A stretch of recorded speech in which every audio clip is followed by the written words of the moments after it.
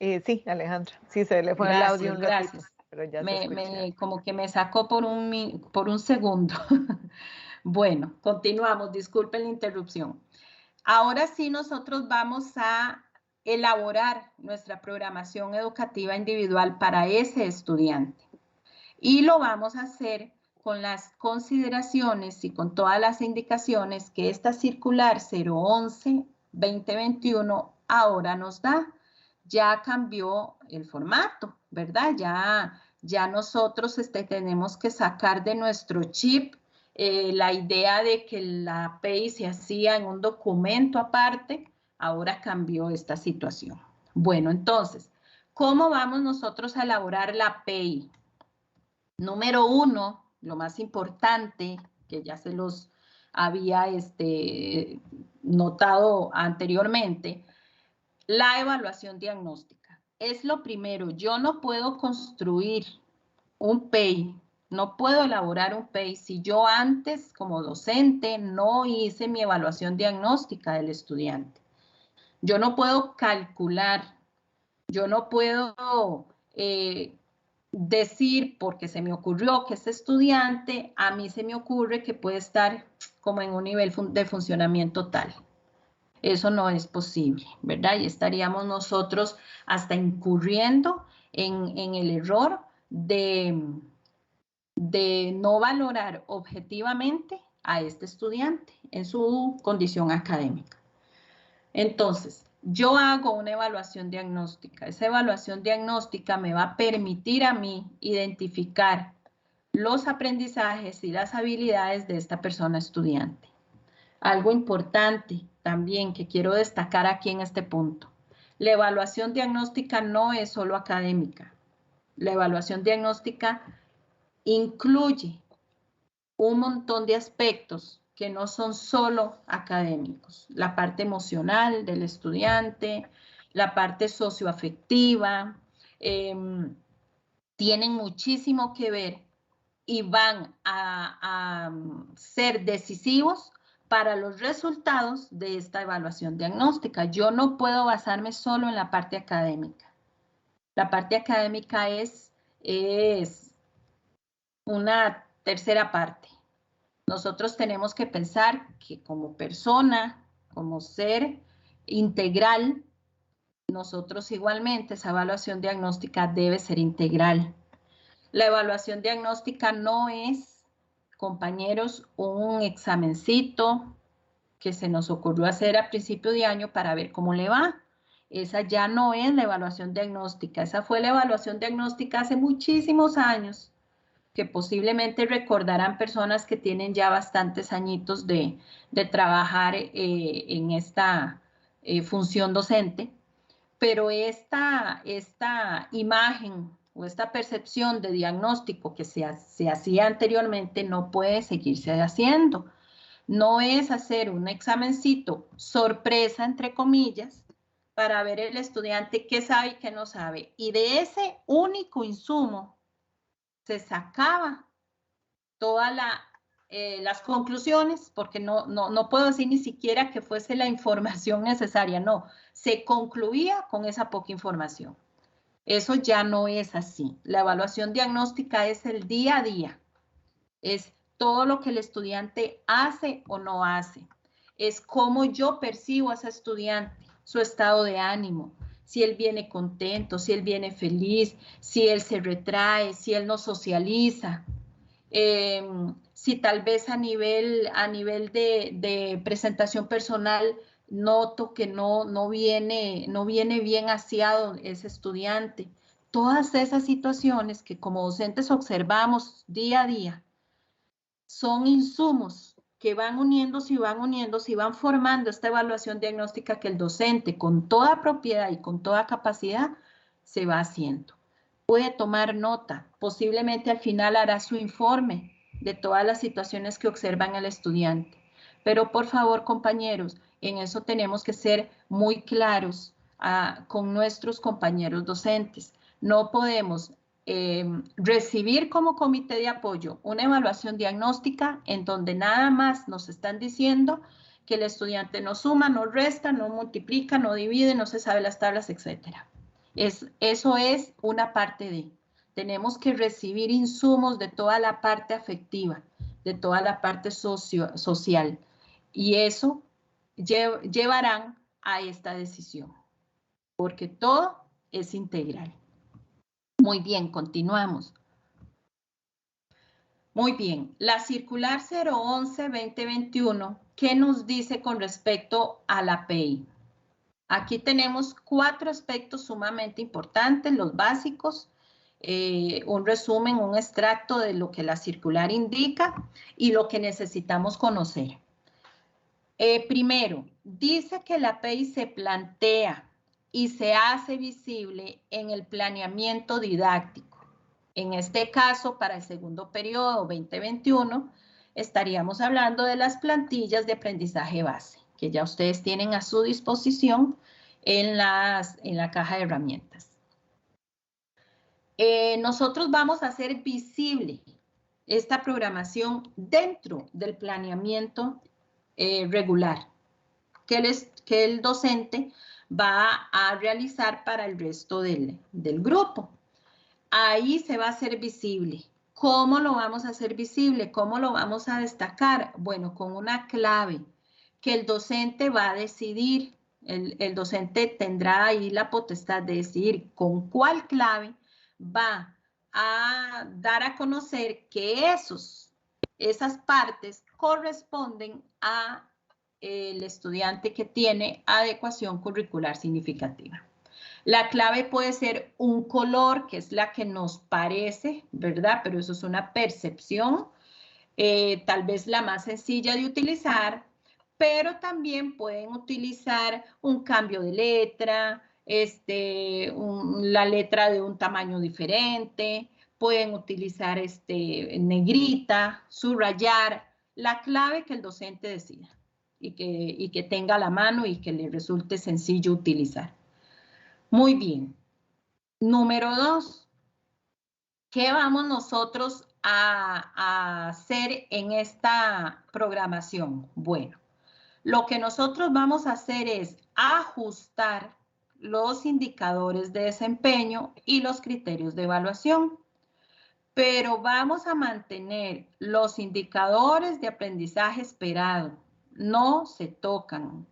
Los indicadores de aprendizaje esperado se mantienen tal cual están.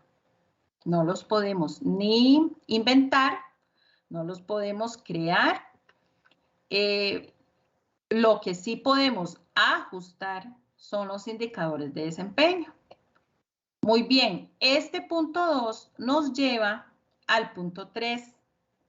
En el punto 3 nos dicen que nosotros podemos incluir indicadores de aprendizajes previos. Muy bien, entonces ahí tal vez la duda que en el momento en que me escucharon decir en el punto 2 que los indicadores de aprendizaje esperado no se tocan, se aclara con el punto 3. ¿Qué sucede? Es la pregunta que comúnmente hemos recibido vía correo electrónico dentro de las consultas de muchos de ustedes.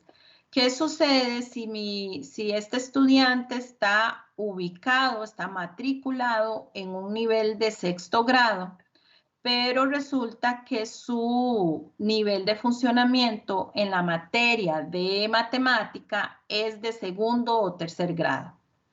Bueno, ¿qué sucede? Yo no puedo ese indicador de aprendizaje esperado de 6º grado sencillamente decir, bueno, él no puede, él todavía no logra este indicador, pero entonces yo voy a redactar uno nuevo.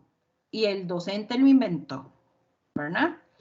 Eso no se puede. ¿Qué es lo que sí se puede? Bueno, que entonces ustedes se van al nivel, a las plantillas de aprendizaje base del nivel en donde este estudiante está ubicado, y ahí están los indicadores de aprendizaje esperado de ese nivel, que serían los propios y los indicados para este estudiante. Eso que acabamos de hacer son los indicadores de aprendizajes previos. Esos son los indicadores de aprendizajes previos. ¿Por qué los llamamos así? Bueno, porque el estudiante no puede o ha demostrado que todavía no logra para no utilizar el término no poder, porque todos podemos. El estudiante aún no logra ese indicador que está trabajando el resto del grupo. Entonces, yo como docente me voy a un indicador de aprendizaje previo, que serían los indicadores de los niveles inferiores al que el estudiante está matriculado. Yo aclaro la parte matriculada para entender que es que está ubicado en sexto grado, pero su nivel de funcionamiento es inferior, es de otro nivel, es de tercero, es de segundo, posiblemente hasta de primer grado, dependiendo del caso. Entonces, ahí es donde entran los indicadores de aprendizaje previos. Por eso la circular dice que se pueden incluir si el docente lo considera necesario. ¿Por qué dice se pueden incluir? Porque no es una obligación. Hay estudiantes con apoyos curriculares significativos que pueden, en alguna materia, pueden trabajar el mismo indicador de aprendizaje esperado del nivel en el que está matriculado, con pequeños ajustes en su contenido. Entonces, ahí no estaría usando un aprendizaje previo, ahí está usando un indicador de aprendizaje del nivel en el que está. Utilizamos indicador de aprendizaje previo cuando debemos irnos a la plantilla de aprendizaje base de un nivel inferior al del resto del grupo. Entonces, ahí es un aprendizaje previo. Muy bien, continuamos. Ok, entonces ahora, todo esto que acabamos de analizar, que les acabo de explicar, vamos a verlo en un ejemplo. Vamos a socializarlo en un ejemplo, en donde vamos a hacer visible la PEI dentro de un planeamiento didáctico. Visualmente a veces es mejor entender las cosas, entonces vamos a verlo en este momento.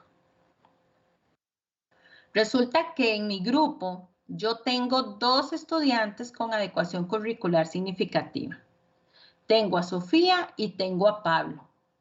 Yo ya hice la evaluación diagnóstica de Sofía y de Pablo, en donde yo estoy aportando toda la información que pude extraer durante un tiempo determinado, tanto académica y tanto socioafectiva, tanto emocional también. Toda esa información yo la escribí en un informe, el cual tengo como prueba de que yo realicé la prueba diagnóstica para Sofía y también para Pablo.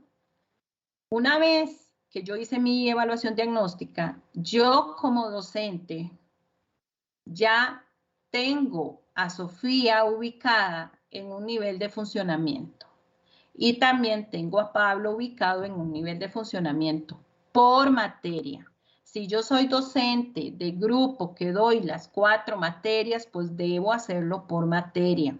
Si yo trabajo por áreas y trabajo con 2 materias, pues entonces lo hago por cada una de esas 2 materias. Si soy docente de inglés o de alguna materia complementaria, pues lo hago con mi materia. Entonces, la evaluación diagnóstica, por eso les decía anteriormente, no es una sola. La evaluación diagnóstica va a ser por cada docente que esté a cargo de este estudiante y que le esté aplicando la adecuación curricular significativa. Muy bien, decidí que a Sofía, dentro de mi planeamiento didáctico, todo lo que corresponda a Sofía, yo lo voy a identificar con el color verde. Y todo lo que corresponde a Pablo, yo lo voy a identificar con color celeste. Entonces, esto es una ilustración. Ustedes, ¿qué van a incluir en el planeamiento didáctico? Pues obviamente solo las claves o la simbología que ustedes van a utilizar en ese planeamiento para que quien lo lea, que no son ustedes, pueda interpretar sin ningún problema qué corresponde a Sofía y qué corresponde a Pablo. Muy bien, continuamos. Viene la primera sección del planeamiento didáctico. En esta sección donde vienen todas las habilidades que nosotros vamos a trabajar según el marco de la política curricular, en esta sección no tocamos absolutamente nada. Aquí no se cambia nada porque aquí estamos hablando de habilidades. ¿Qué pueden ustedes, si así lo quisieran, verdad? Estos son sugerencias a modo muy personal que se les va dando para que ustedes, si lo tienen a bien, las tomen en cuenta.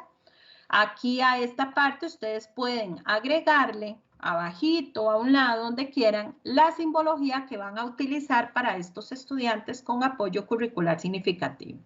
Si tienen solo uno en su grupo, perfecto. Si tienen dos o más, pues entonces una clave diferente para cada uno. Entonces, en esta sección no tocamos nada. Vamos con la sección 2. En la sección 2, aquí sí, aquí viene todo el material, ¿verdad? Los insumos importantes que ustedes van a trabajar para poder planear dentro de este planeamiento didáctico lo que tienen programado para sus estudiantes con apoyo curricular significativo. Como pueden ver en la hoja, está la simbología abajito, ¿verdad? Como cuando ponemos simbología en un mapa, ahí está para que quien vea esta programación entienda perfectamente que todo lo que van a ver en color verde le corresponde a lo que yo programé trabajar con Sofía. Y todo lo que está en color celeste, pues entonces es lo que yo voy a trabajar con Pablo. Muy bien. En las dos primeras columnas, donde vienen el indicador con las pautas para el desarrollo de la habilidad y donde vienen las habilidades específicas, que es donde nos ponen las áreas, esas dos columnas no se tocan tampoco. Nosotros vamos a empezar a incluir o ajustar a partir de la tercera columna, que es donde están los indicadores del aprendizaje esperado. Ahí están los indicadores del aprendizaje esperado que ustedes van a trabajar hipotéticamente, ¿verdad? Es un ejemplo, con el grupo en su generalidad. Abajito, ustedes van a incluir lo que van a trabajar con Sofía, el indicador de aprendizaje esperado que van a trabajar con Sofía, y luego, ustedes prefieran, van a incluir el indicador o los indicadores de aprendizaje esperado que van a trabajar con Pablo, con el color que le corresponde a cada uno según lo que ustedes dispusieron en su simbología, o con el tamaño de letra, o con el estilo de letra, o con la negrita, o con lo subrayado, lo que hayan decidido. Muy bien. Si el indicador de aprendizaje esperado va a ser el mismo que ustedes van a trabajar con el grupo, exactamente el mismo, porque resulta que ese indicador particularmente, el estudiante sí lo va a poder trabajar con el resto del grupo. Con este indicador no voy a tener necesidad de bajar ese nivel, de ver ningún indicador previo, sino que yo estoy casi segura que él va a poder trabajar ese indicador. Eso sucede mucho en las materias teóricas, en estudios sociales, en ciencias, en donde podemos trabajar muchas cosas que son de historia, que son de conocimiento general, y el estudiante con ese apoyo curricular significativo lo logra.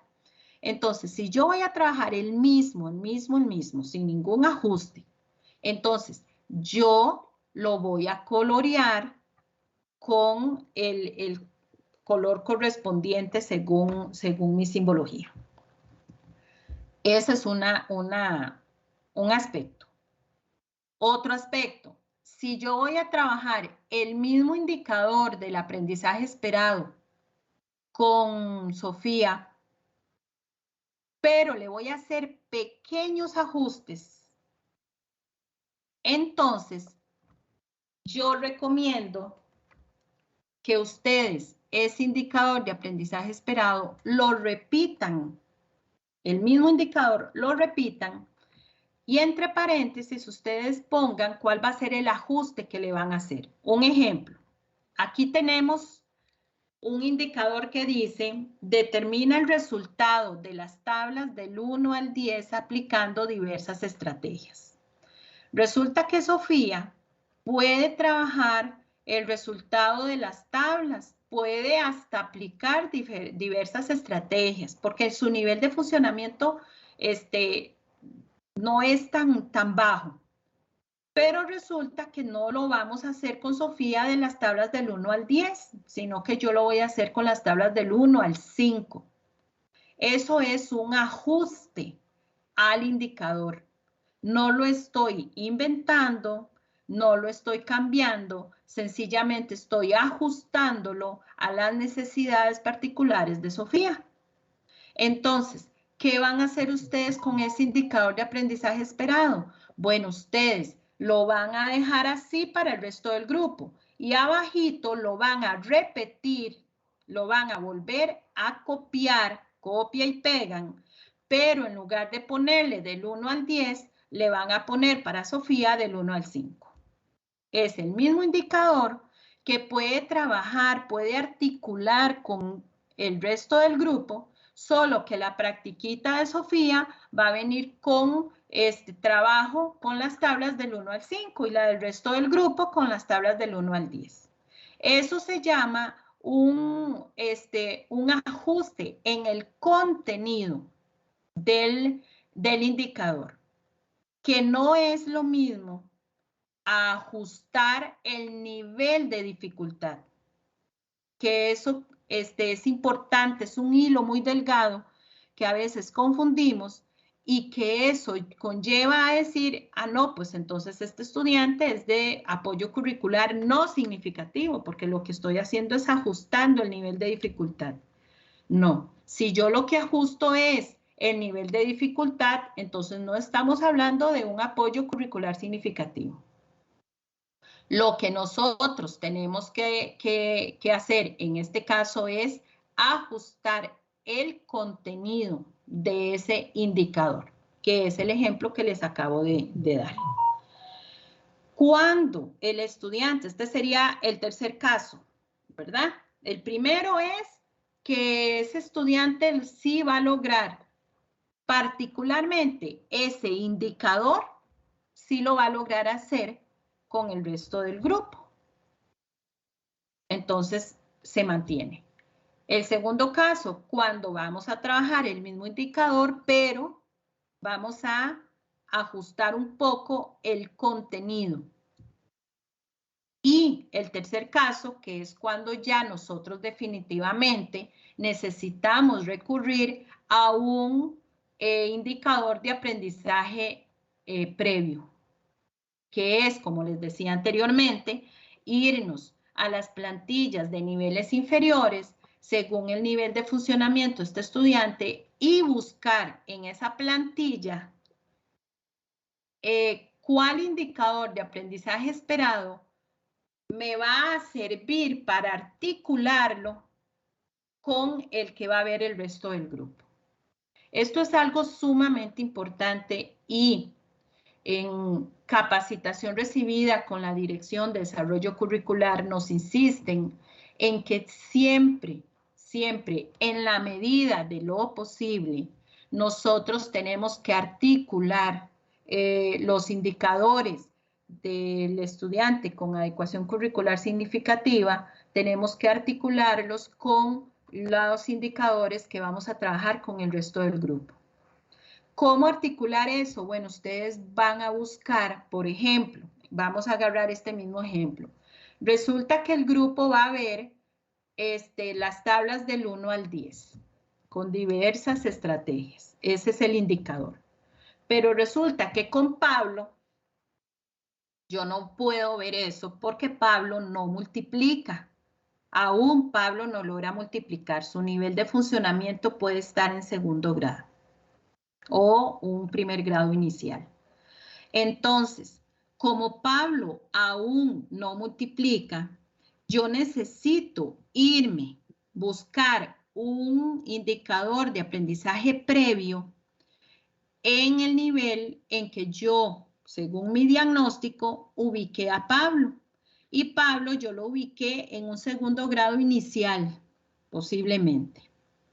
Entonces yo me voy a las plantillas de segundo grado o al planeamiento, en el caso de que fuese el planeamiento de segundo grado, y yo voy a buscar para Pablo un indicador que yo logre de alguna forma como docente, con mi capacidad, ahí tenemos que recurrir a todas las herramientas posibles, un indicador que yo logre articular con lo que yo voy a trabajar con el resto del grupo. Entonces, resulta que como Pablo no multiplica, inmediatamente como educadores a veces nos cerramos un poquito y decimos, pero si no multiplica, ¿cómo yo voy a articular si él ni siquiera multiplica? Bueno, claro que podemos articular.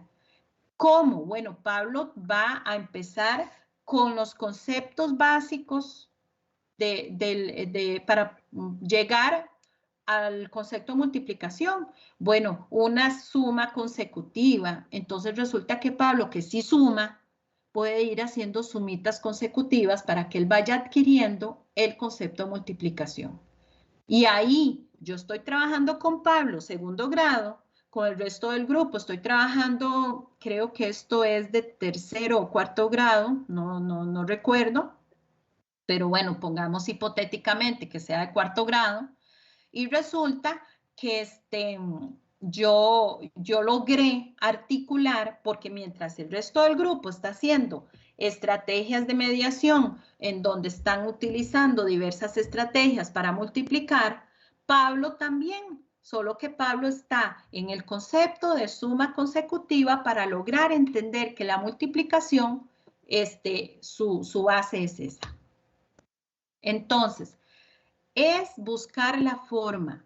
Y ustedes como comité de apoyos, si un compañero docente recurre a ustedes, es que porque definitivamente no logro, es que no encuentro, vea la plantilla, no hay nada en donde yo pueda como entrelazar lo del estudiante de apoyo curricular significativo con el resto del grupo.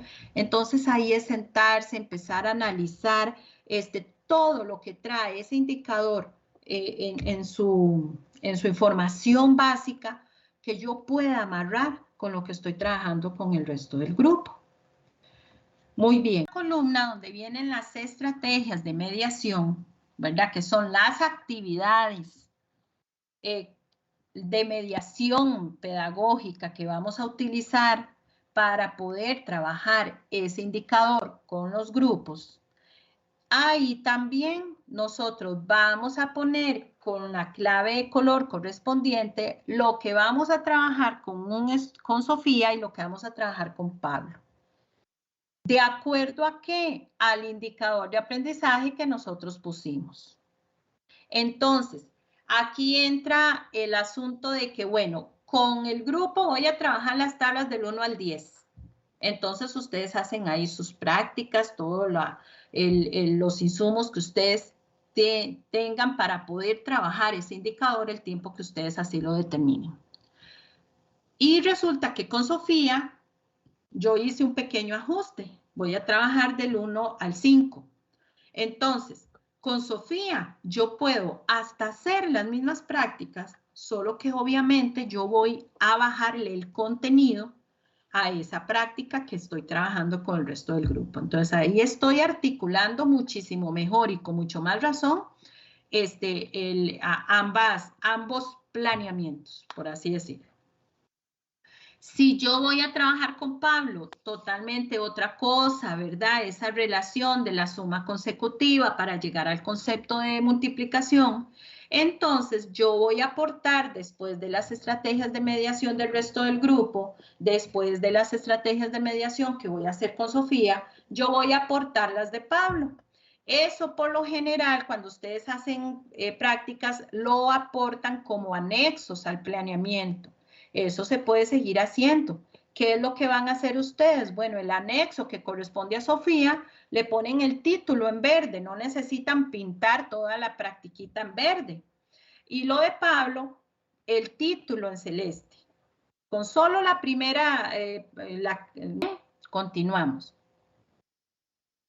Y por último viene la sección 3, que es donde vienen los niveles de desempeño. Los niveles de desempeño los arrastramos, nos los traemos según el indicador de aprendizaje esperado que pusimos para cada estudiante. Siempre van a ir acorde a ese indicador. Entonces, los del planeamiento regular, todas las plantillas de aprendizaje base traen los niveles ya descritos. Ustedes no tienen que crearlos, no los tenemos que inventar. Las plantillas los traen ya descritos. Ya se sabe qué se espera cuando un estudiante está en un nivel avanzado, qué se espera que logre para un nivel intermedio y qué se espera que logre para un nivel inicial. Eso ya está determinado, eso no lo podemos nosotros inventar. Resulta que para Sofía, vamos a seguir con el mismo ejemplo, recuerden que Sofía está haciendo el mismo indicador de aprendizaje esperado, solo que las tablas serían del 1 al 5. Entonces, ¿qué voy a ajustar? Ajustar, no crear ni inventar. ¿Qué voy a ajustarle yo al nivel de desempeño? Pues sencillamente esa partecita, en donde dice, determina el resultado de las tablas del 1 al 10, pues entonces yo a Sofía se lo voy a poner el mismo nivel de desempeño, solo que le voy a cambiar que en lugar del 1 al 10 sería del 1 al 5. Eso es lo que yo como docente puedo ajustar en los niveles de desempeño. Es lo que se me permite ajustar. No puedo inventar desde el principio un nivel de desempeño porque se me ocurrió que ese es el que a mí me sirve para evaluar a este estudiante. Eso en el caso de que el indicador sea el mismo del nivel en el que está matriculada Sofía. Pero si el indicador es, como en la condición de Pablo, de un nivel inferior, pues ahí no tengo ningún problema. Yo me traigo los niveles de desempeño de ese indicador que yo agarré de la plantilla de segundo grado o de primer grado. Esos mismos niveles de desempeño me los traigo y los copio aquí. Menos si nos dan más. En muchos casos esperamos más, pero resulta que no, que su ritmo va un poquito más lento, entonces debo minimizar yo un poquito porque estaba esperando demasiado. Es un día a día, el trabajo con ellos es un día a día. Como les dije, casi que por día estamos diagnosticando qué logró, qué no logró, qué tengo yo que ir bajando, qué tengo yo que ir exigiendo más porque noté que logró. Eso es el día a día con el trabajo con estos estudiantes. Entonces, los niveles de desempeño, les decía, se traen con el indicador de aprendizaje previo. Ahí vienen sus niveles de desempeño de ese aprendizaje previo, nos los traemos y esos son los que vamos a evaluar para el estudiante con apoyo curricular significativo. Muy bien, construir las GTA para estudiantes con adecuación curricular significativa. Y estos aspectos son los siguientes. El primero, recordar que las GTA se construyen de acuerdo a los indicadores de aprendizaje esperado contemplados en la programación educativa individual. Si yo puse que Sofía va a trabajar con las tablas del 1 al 5, eso es lo que yo tengo que demostrar y plasmar en la GTA. Yo no puedo poner que en la PEI que voy a trabajar del 1 al 5 con Sofía y resulta que en la GTA, en los trabajos de la GTA, yo puse a Sofía a trabajar con las tablas del 1 al 3. ¿Y qué pasó con las otras dos?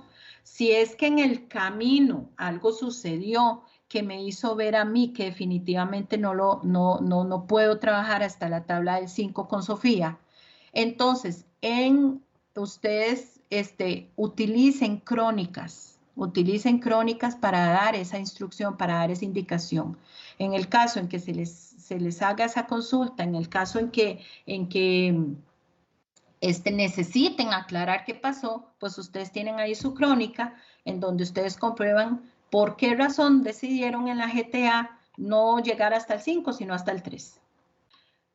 Número 2, la GTA de un estudiante con apoyo curricular significativa es distinta a la GTA del resto de estudiantes. ¿Y por qué aclaramos esto? Bueno, porque voy a retomar lo que les decía hace un rato. Si yo, el indicador de aprendizaje esperado, lo que hice fue bajarle el nivel de dificultad nada más. Quiere decir esto, que si yo en la GTA regular puse a los estudiantes a que hicieran una multiplicación 115 por 19, y resulta que yo en la GTA del estudiante con adecuación curricular significativa le puse la misma instrucción, pero le puse que multiplicara 115 por 11, yo ahí lo que estoy haciendo es bajar el nivel de dificultad del ejercicio. Y eso es un apoyo curricular no significativo. Entonces, hay que tener mucho cuidado. Como les dije, ese hilito es muy delgado y a veces confundimos. La GTA de un estudiante con apoyo curricular significativo es totalmente distinta. ¿Por qué? Porque yo estoy trabajando con él otros indicadores. Si yo con Sofía estoy trabajando las multiplicaciones del 1 al 5, entonces esa GTA va a ser totalmente diferente porque con el resto del grupo yo le voy a exigir hasta el 10. Con Sofía es hasta el 5. Ahí estoy bajando el contenido, no el nivel de dificultad. Entonces tenemos que tener muchísimo cuidado con eso para no incurrir en el error de mezclar, ¿verdad? Los dos tipos de adecuaciones curriculares. Número 3, recordar que el docente puede incluir indicadores de aprendizaje previos, ¿verdad? Eso, bueno, ya lo aclaramos, si así lo considera necesario y si así lo estipuló en la API, ¿verdad? Todo lo que está estipulado en la API es lo que es mi insumo para poder construir la GTA. Ese es el seguimiento, ¿verdad? ¿De dónde sacamos nosotros la GTA? Bueno, del planeamiento que tenemos para ese mes o para ese trimestre o para esa semana. Y por último, recordar que la GTA se construye de acuerdo a las necesidades académicas que presenta el estudiante. Aquí sí pongo académicas porque ya que estamos hablando de un nivel de funcionamiento totalmente académico, ¿verdad? No estamos hablando de la evaluación diagnóstica, los cuales fueron detectadas por el docente en el diagnóstico inicial. Muy bien, estos son 4 aspectos que no podemos olvidar y siempre tener presente a la hora de construir la GTA. Y por último, para terminar mi participación, quiero recordarles 4 aspectos que ya se los he mencionado en toda la exposición, pero quiero puntualizarlos. El primero, los indicadores de aprendizaje previo pertenecen a otro nivel, por eso se llaman aprendizajes previos. Ellos pertenecen a otro nivel, que no es en el que está matriculado el estudiante. Y ellos deben permitir esa secuencia cognitiva, el progreso y lo más importante, la participación del estudiante. A veces por el quehacer diario, por las múltiples funciones, sin querer, porque lo sé, porque soy docente y porque todas estas situaciones fueron vividas, ¿verdad?, durante mucho tiempo. A veces sucede que como que se nos olvida el estudiante con apoyo curricular significativa, ¿verdad? Y tal vez él está haciendo ahí muy afanado su trabajito y se nos olvida ponerlo a participar, se nos olvida recordarle que es parte de un grupo, que él no está parte, que él no está etiquetado. Esa es la inclusión que buscamos. Entonces, a la hora de articular estos aprendizajes previos con el trabajo del resto del grupo, pensemos en eso, que ese estudiante participe, que él progrese. ¿Qué quiere decir eso? Que avance. El estudiante, vean, nos hemos encontrado casos en donde un estudiante en el expediente dice que en el 2018 está ubicado en un nivel de funcionamiento de segundo grado. En el 2019, igual, un nivel de funcionamiento de segundo grado. 2020, y resulta que sigue en segundo grado, ni siquiera avanzó a, qué sé yo, por lo menos un segundo grado final. Eso no es posible. El estudiante sí progresa, el estudiante sí avanza en la medida en que nosotros le demos las herramientas para poder hacerlo. Entonces, no podemos estancarlos. No podemos estancarlos. La idea, y sabemos que esto es lo que busca la educación inclusiva, ¿verdad? Que ellos sean parte del grupo y que aparte de eso progresen a su ritmo, ¿sí? El ritmo de uno no es el mismo ritmo del otro y eso se da en todos los estudiantes, pero que sepamos que ahí va progresando, poco a poco o en gran medida, pero que él progrese. Los niveles de desempeño, ellos van a ser ajustados, ¿verdad? Vean que se les repite por el docente solamente en los casos en que lo amerite, ¿verdad? Ya, ¿cuáles son los casos en que se amerita? Los casos que les expliqué. Cuando estamos usando el mismo indicador de aprendizaje esperado del grupo, solo que le estamos bajando el contenido a ese indicador. Entonces, ahí tenemos que ajustar eso en los niveles de desempeño. Los indicadores de aprendizaje base no se deben modificar, se trasladan al planeamiento tal como están en las PAP, ¿verdad? Bueno, ya eso ustedes saben que son intocables. Y por último, pero no menos importante, recordarles que los asesores regionales de cada asignatura son un apoyo importantísimo para ustedes. A veces se nos olvida que en la dirección regional, en el departamento de asesorías pedagógicas, tenemos asesores para cada materia.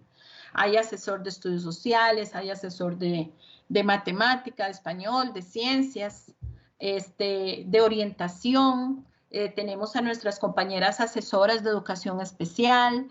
Tenemos personas ahí que están dispuestas a cualquier consulta que ustedes tengan, que sean particulares de una materia.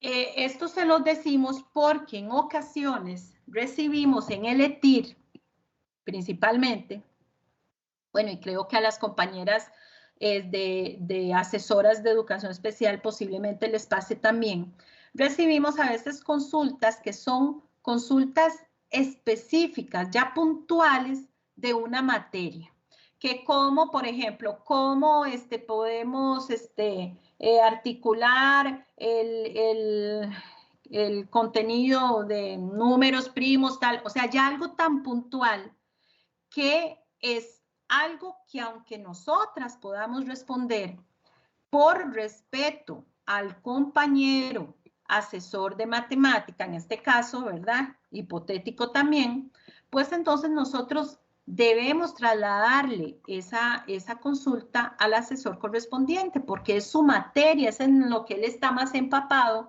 y posiblemente hasta tiene más visión porque se dedica específica y únicamente a esa materia. Entonces, tomen en cuenta esto, son un apoyo importante que ahí están al alcance de la mano. Ustedes las consultas las pueden hacer en cualquier momento que necesiten para poder ayudarles a agilizar el proceso del trabajo en aula. Muy bien. Y por último, un pequeño pensamiento también dice, todas las personas pueden aprender y desarrollar las habilidades. Esto si existe un ambiente con múltiples formas de motivar, de presentar la información y donde el estudiantado tenga opciones de demostrar lo que ha aprendido. Esto encierra todo lo que a nosotros nos mueve. El centro de nuestro quehacer es la persona estudiante. Si nosotros estamos en esta labor, es porque así lo decidimos, es porque nuestra vocación a esto nos llevó. Entonces tenemos que ponerlo en práctica. Sí, es cansado, sí es agotador, a veces no nos da el tiempo, no nos rinde el tiempo, a veces la energía se nos agota, a veces caemos en baches como cualquier ser humano, en donde necesitamos como una reactivación para poder continuar, pero que nos mueva ese deseo de ver que el estudiante logró poquito a poco, gracias a mí. Eso es satisfactorio. Entonces, así podemos llegar nosotros a lograr derribar las barreras que la exclusión nos ha puesto. Si nosotros detectamos esas barreras que la exclusión a nosotros nos ha puesto, entonces nosotros vamos a poder derribarlas y así lograr poco a poco esta educación país, porque en realidad es un movimiento país, de lograr realmente la educación inclusiva en Costa Rica, en donde se respeten los derechos humanos, donde todas las personas de verdad puedan aprender, puedan avanzar a su propio ritmo. Y esto se logra con situaciones motivacionales, donde nosotros, conociendo al estudiante, sabemos qué aspecto es el fuerte y ese aspecto sea nuestra herramienta para poder lograr otras cosas. Les agradezco mucho la atención y continuamos con nuestros compañeros.